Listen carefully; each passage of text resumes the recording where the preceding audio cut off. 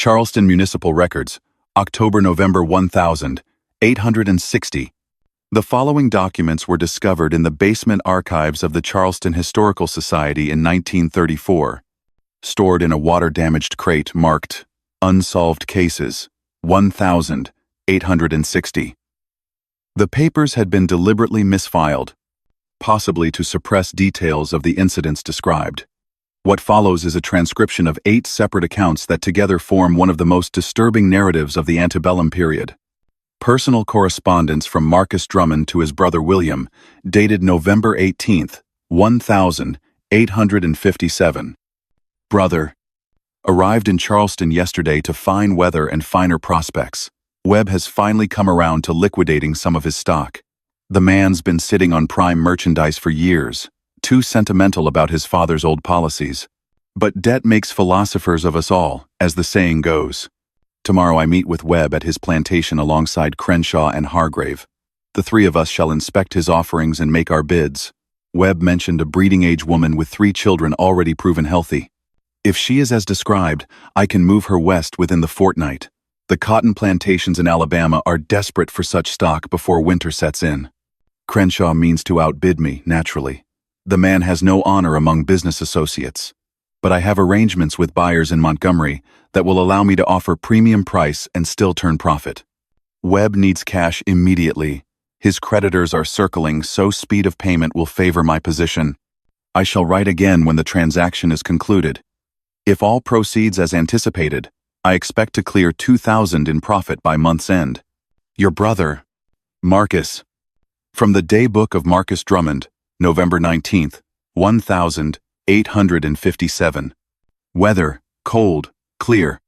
Expenses, coach hire to Riverside Plantation, $3. Dinner with Crenshaw and Hargrave prior to inspection, $8. Transactions, purchased from Edmund Webb 1 Negro woman, Sarah, age approximately 38, with 3 children, male age 13, females aged 11 and 7.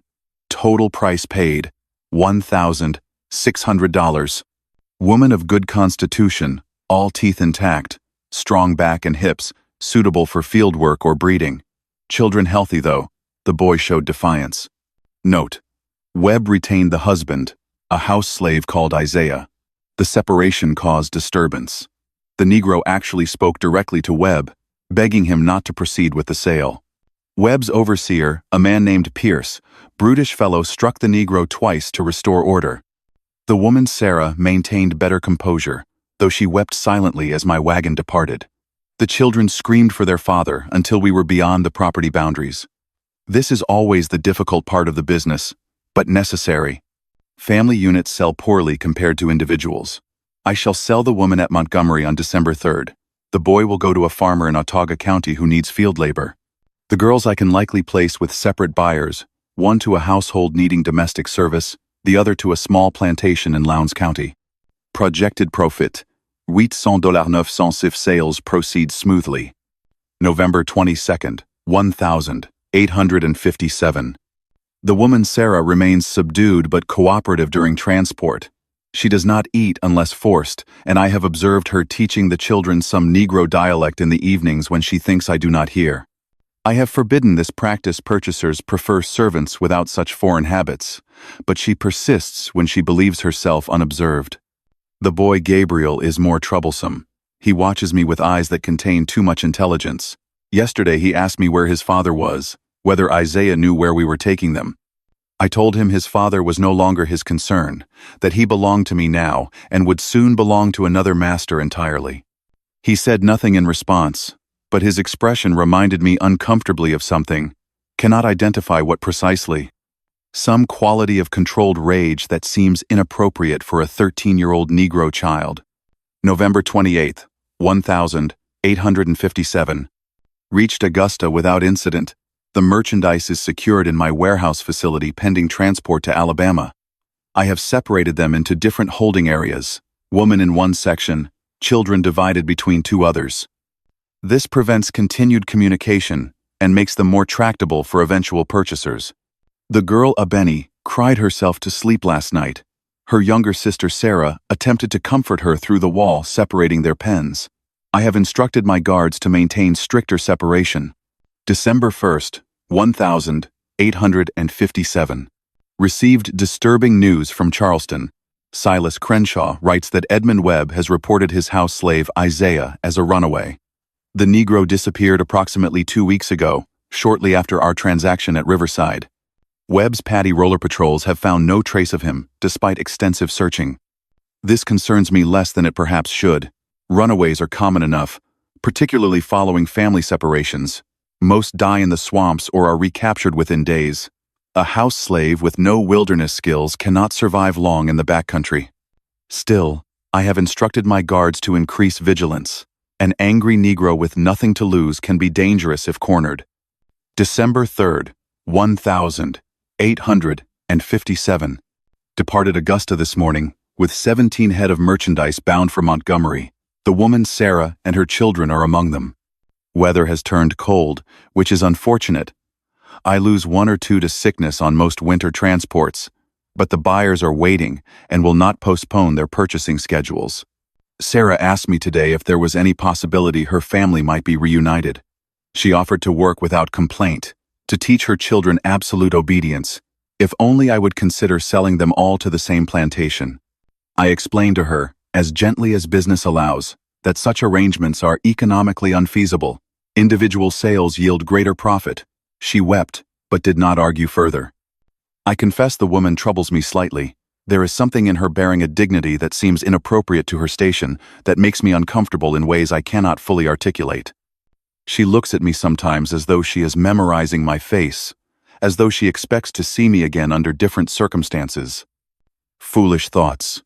I am allowing sentiment to cloud business judgment. By week's end, she will belong to Richard Thornhill. The children will be scattered to their respective purchasers, and I will never see any of them again. This is simply commerce, nothing more. December 15th, 1857. All sales concluded successfully. The woman Sarah brought $1,100 from Thornhill.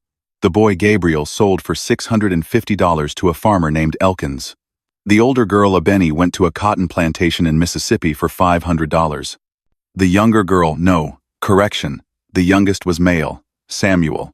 He sold to a household in the Delta region for $450. Total revenue, $2,700. Initial investment, $1,600. Profit, $1,100. Excellent return.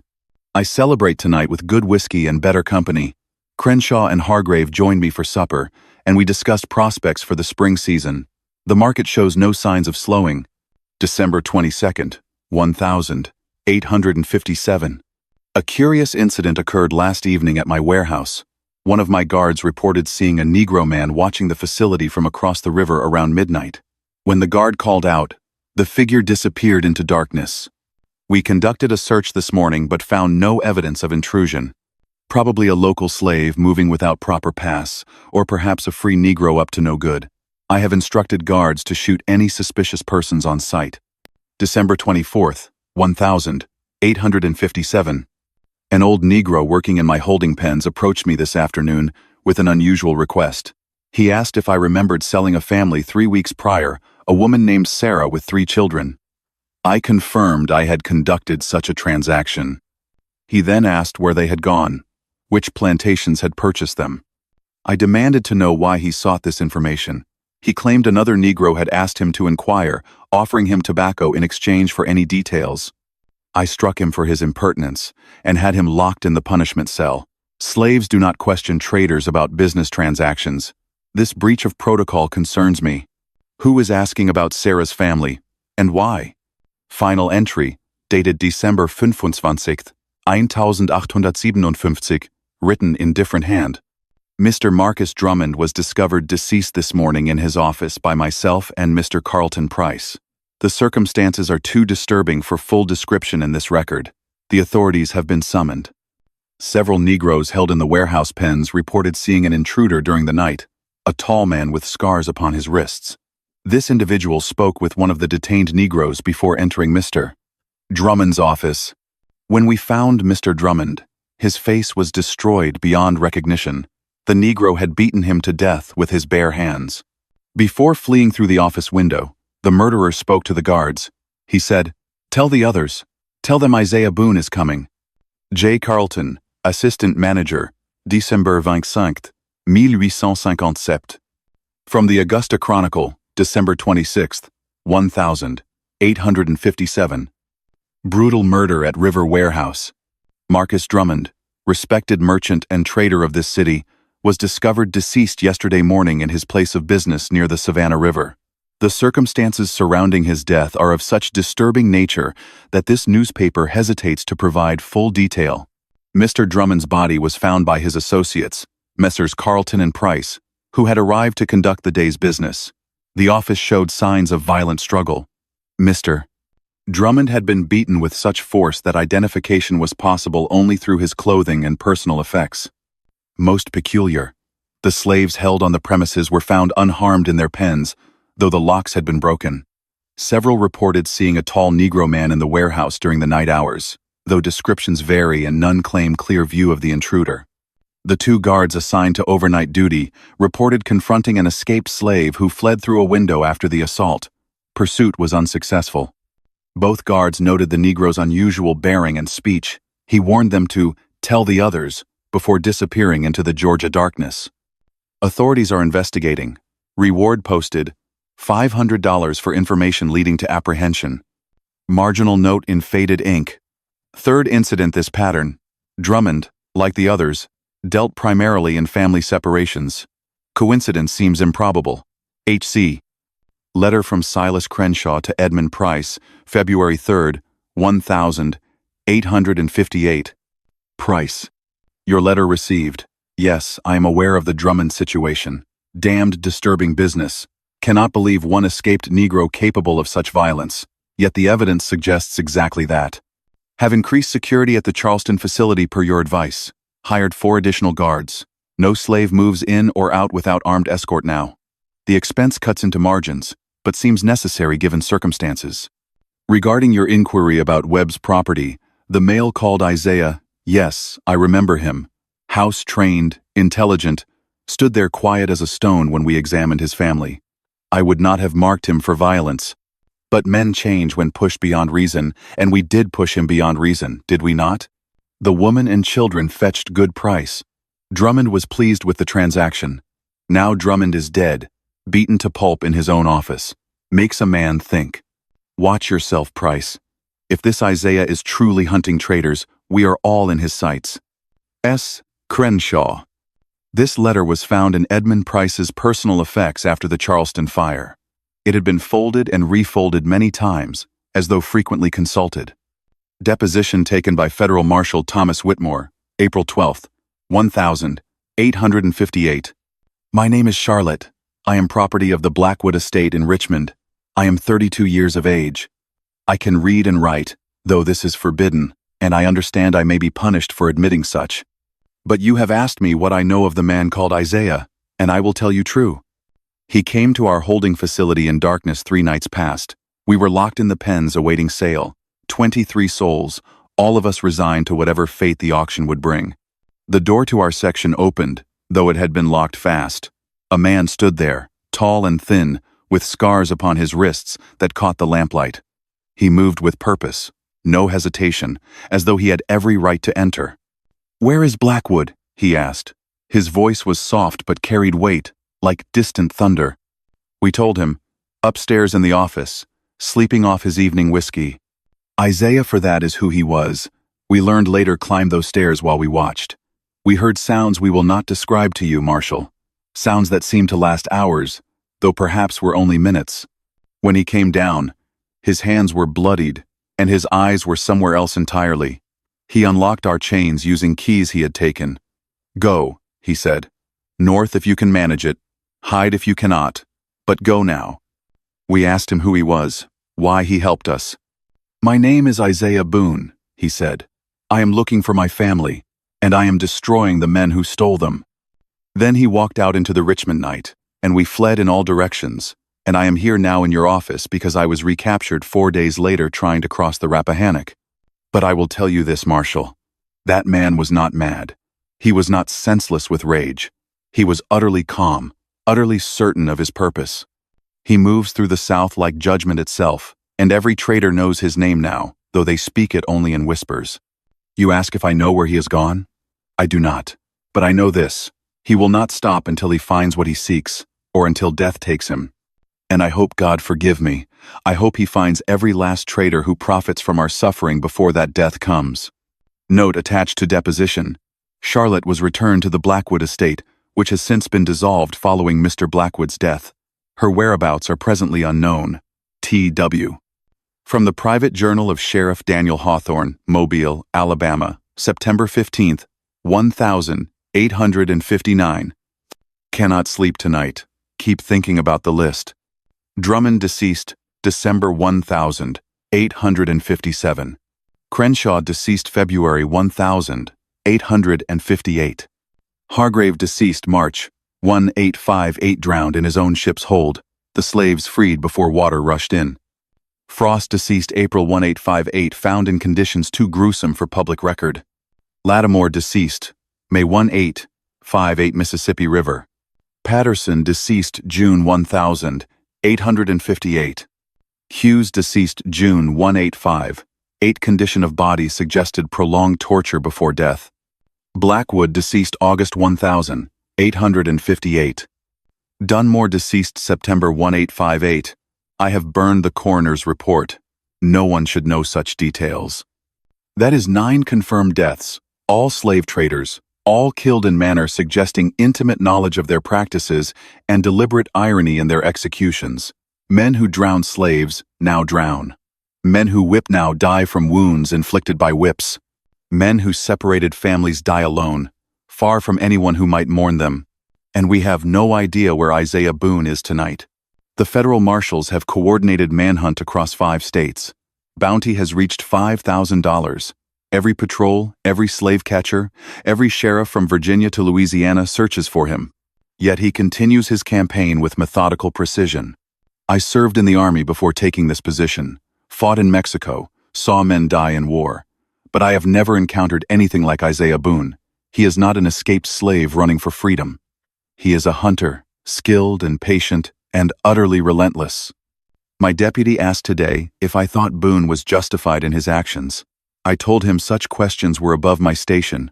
I enforce law, not philosophy. But alone in this office tonight, I will admit the truth only to this journal. I do not know how to catch a man who has nothing left to lose, who moves with purpose I cannot comprehend, who disappears into communities that shelter him despite the risk. The traders are terrified. Several have quit the profession entirely. Others travel only in armed groups, never alone. The market itself has been disrupted, prices unstable, auctions postponed, insurance companies refusing coverage. One man, one escaped slave, bringing an entire industry to its knees. God help us all when he reaches Charleston. Official report of Fire Marshal Robert Chen, October 24, 1860. At approximately 11 o'clock on the evening of October 23, fire broke out at the Price & Company warehouse facility near Chalmers Street. Despite rapid response by our brigade, the building was fully engulfed before water could be applied effectively. 18 men perished in the conflagration. All were traders in attendance at a private dinner meeting organized by Mr. Edmund Price. The gathering had been arranged to discuss market conditions and coordinate purchasing for the upcoming auction season.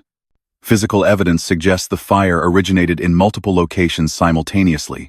Witnesses reported seeing flames erupt with unusual speed, as though accelerant had been applied. Both exits were found to be barred from outside by heavy timbers, preventing escape. Most disturbing, the facility's upper floor, where slaves were housed awaiting sale, was found empty. 12 women who had been secured in locked rooms had vanished. A rope still hung from the rear window, suggesting method of escape. One witness, a boy of approximately 10 years, reported seeing a tall Negro man standing in the alley across from the burning warehouse, watching the flames with an expression the boy described as peaceful, like a man watching a sunset. When fire brigade arrived, this individual had disappeared. The financial loss is estimated at $75,000. The loss of life is catastrophic. The psychological impact on Charleston's trading community cannot be calculated. Federal Marshal Harrison Cobb has assumed jurisdiction over the investigation. He believes this to be the culminating action of Isaiah Boon, the fugitive slave responsible for killing at least 15 traders across the South over the past 3 years. I must note for the record, the bars that trapped those men were installed at their own insistence to prevent slaves from escaping. In the end, their security measures became their tomb. The irony does not escape me. Official report from Federal Marshal Harrison Cobb to the Attorney General, November 8, 1860. Sir, I regret to report failure in the apprehension of fugitive slave Isaiah Boon and an unknown female accomplice, believed to be his wife Sarah. Acting on information received November 6th, I coordinated deployment of 300 armed men to surround a barn structure outside Georgetown where the fugitives were reportedly sheltering. At dawn November 7th, we established complete perimeter, 6 bloodhounds, rifles positioned on all sides. I called for surrender, offering clemency to the woman if Boon would submit peacefully. Boon emerged armed. What followed was chaos. Sir, I must report that my men behaved with discipline, but the circumstances defied reason. Boon engaged in gun battle despite impossible odds. The barn caught fire. We believe Boon ignited it deliberately to create cover. Smoke became so thick that visibility approached zero. When the fire finally extinguished and we entered the ruins, we found no bodies, no remains whatsoever. The hounds tracked scent into the adjacent swamp, but lost trail in deep water, approximately 2 miles from the engagement site. We conducted systematic search for 6 full days, covering every square mile of Georgetown wetlands. Nothing. 300 men, trained dogs, 6 days intensive search, and Isaiah Boon simply vanished. I have received 17 conflicting witness testimonies. Some swear Boon died in the initial volley. Others claim he killed 6 men before the barn burned. Several insist they saw both fugitives escape into the swamp during the confusion. But we have no body, no proof of death, no evidence of escape route. Sir, I do not believe in ghosts or magic. I am a practical man, yet I cannot explain what occurred on November 7th. It is as though the earth itself swallowed Isaiah Boon whole. The traders he killed remain dead. The industry he terrorized remains disrupted. And somewhere north, south, alive or dead, Isaiah Boon has achieved what no fugitive slave in American history has accomplished: complete disappearance while under maximum pursuit. I hereby close active operations while maintaining observation for any signs of further activity. Respectfully submitted, Marshal Harrison Cobb. November 8th, 1860. From the Diary of Reverend Elijah Cross, Underground Railroad Conductor, dated March 4th, 1862. A family arrived at our station last night. 4 people, a woman of mature years but still strong, 2 young adults, male and female, and a younger man, perhaps 16 years. They carried forged papers, claiming free status, but the papers were obvious frauds. I did not question them. The woman's name, she said, was Sarah. She did not provide surname. While I prepared food, I observed the family carefully. They communicated in mixture of English and what sounded like African tongue, unusual for slaves born in America. The elder son bore scars, consistent with severe whipping. The daughter had calluses suggesting field work. The younger man was quiet, watchful, with eyes that tracked every movement in the room. After they had eaten, Sarah asked if I knew of a passage to Canada. I told her yes, that I could arrange safe houses north through Pennsylvania and into Ontario. She thanked me, then said something I will never forget. We spent 3 years scattered across 4 states, separated by sales and circumstance. Last year, someone came for each of us. Someone who knew where we were, who freed us one by one, who brought us back together. I cannot tell you how this was accomplished, because I do not fully understand it myself. But I can tell you that the impossible became possible, and we are together again. I asked if she knew the identity of her liberator. She smiled, sad, private expression. I knew him once, yes, but he is gone now. He gave everything to bring us this far. The rest we must manage ourselves. I did not press for details. These people had suffered enough interrogation in their lives. This morning they continued north. I have sent messages to my contacts in Pennsylvania, who will guide them onward toward Canada and freedom. I do not know if the woman's story was literal truth or metaphorical. if her family truly was reunited through direct intervention, or if she meant something more symbolic about resilience and hope. But I will note this.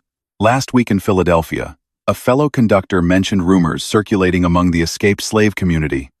Stories of a man who moved through the South during the war's early months, entering plantations and liberating specific individuals with surgical precision. A man who seemed to know exactly where to look, exactly when to strike. Some called him the Hunter, others called him the Ghost of Charleston, but most commonly they whispered a single name, Isaiah. Whether Isaiah Boon died at Georgetown, or whether he survived to complete his mission of family reunification, I cannot say with certainty.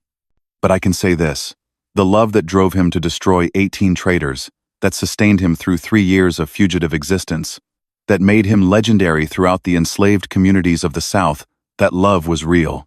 And its effects continue to ripple outward, even now.